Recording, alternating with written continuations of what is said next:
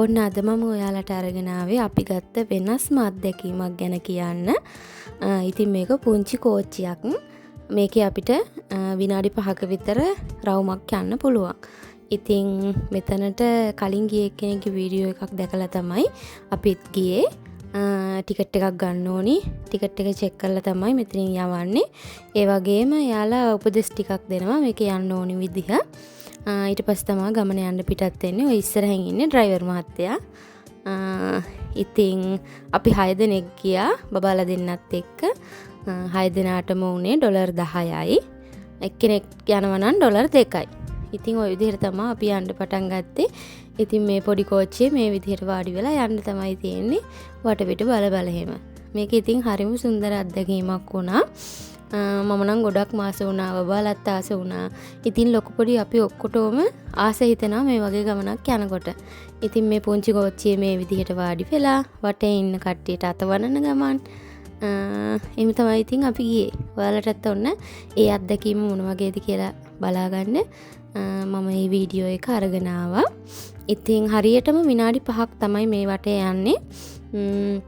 Video එකක් තියෙන්නේ ඔයාලට විනාඩි 5ක් තමයි බලන්න තියෙන්නේ.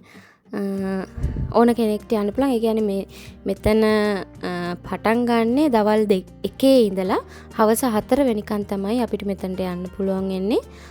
ඉතින් ඒ කාලය ඇතුළත කට්ටියට මේ විදිහට යන්න පුළුවන්. ඒකේ යන ප්‍රමාණයක් තියෙනවා. එයාලා ඒ ප්‍රමාණය බලලා තමයි ඒ කෝච්චියේ මේ විදිහට දාගෙන යන්නේ. ඒ වගේ ට්‍රේන් දෙකක් තියෙනවා. දෙක දෙපැත්තකින් යනවා. ඒ වගේම මෙන්න මේ වගේ බින්ගේ ඇස්සෙන් යනකොට එයා හෝන් එකක් ගහනවා. උස වැඩි කෙනෙක් ඉන්නවා නම් ඔළුව පාත් කරගෙන තමයි යන්න වෙන්නේ. ගොඩාක් උස කෙනෙක්ට නම් මෙතනින් යන්න අමාරු වෙනවා. ඉතින් අපේ හස්බන්ඩ්ලා එමත් ඔළුව පාත් කරගෙන තමයි ගියේ. එතනට යනකොට චුට්ටක් බය හිතෙනවා ඔළුව අදී කියලා. ඉතින් වටපිටේ ලස්සනත් බලන ගමන් මෙතනට ගොඩාක් කට්ටිය ඇවිල්ලා හිටියා.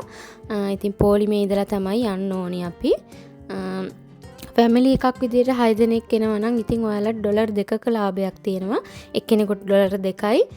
6 දෙනාටම ඩොලර් 12ක් වුණාට එයාලා ඩොලර් 10ක් තමයි ගන්නෙ 6 දෙනෙක් ගියාම.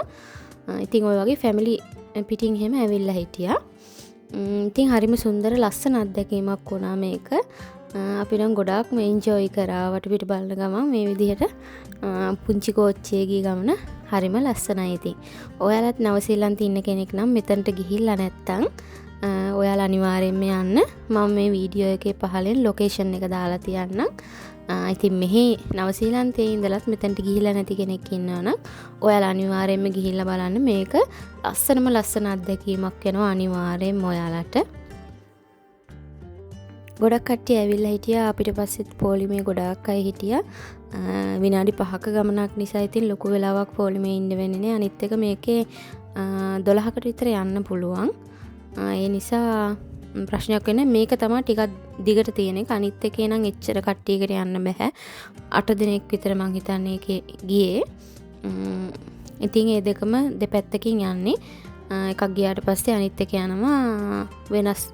කියන්නේ එකම වටේ තමයි යන්නේ. පැති දෙකකින් තමයි ට්‍රේන් දෙක යන්නේ.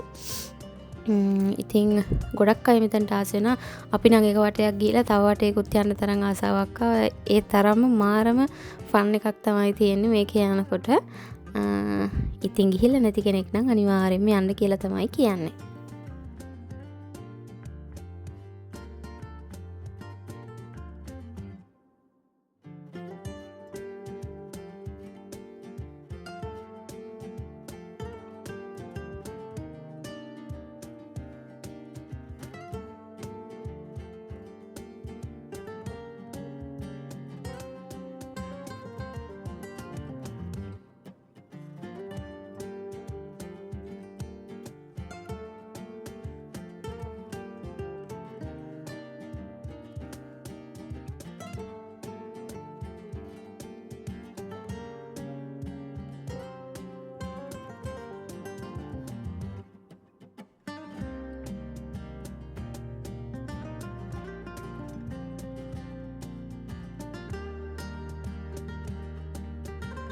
ඔන්න ඉතින් දැන් අපේ ගමනේ අවසානයට ඇවිල්ලා තියෙන්නේ. දැන් ඉතින් අපේ ස්ටොප් එකට ඇවිල්ලා තියෙන්නේ. ওই වගේ වටයක් තමයි අපි මේ ට්‍රේන් එකේ ගියේ. ඉතින් මේ වීඩියෝ එක ඔයාලා ආසාවෙන් බලන්න ඇති කියලා මං හිතනවා. තවත් ලස්සන වීඩියෝ එකක් අරන් එනකන් අදට ගිහින් එන්නම්.